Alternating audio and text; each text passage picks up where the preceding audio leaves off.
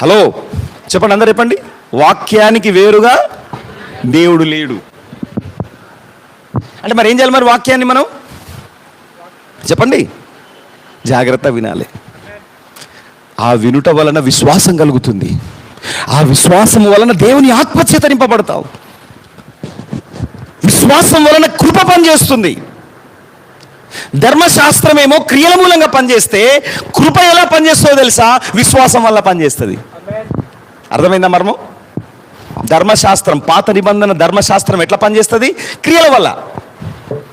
కానీ కృప ఎలా పనిచేస్తుంది? విశ్వాసం వల్ల. ఈ విశ్వాసం ఎలా వస్తుంది? వినుట వలన.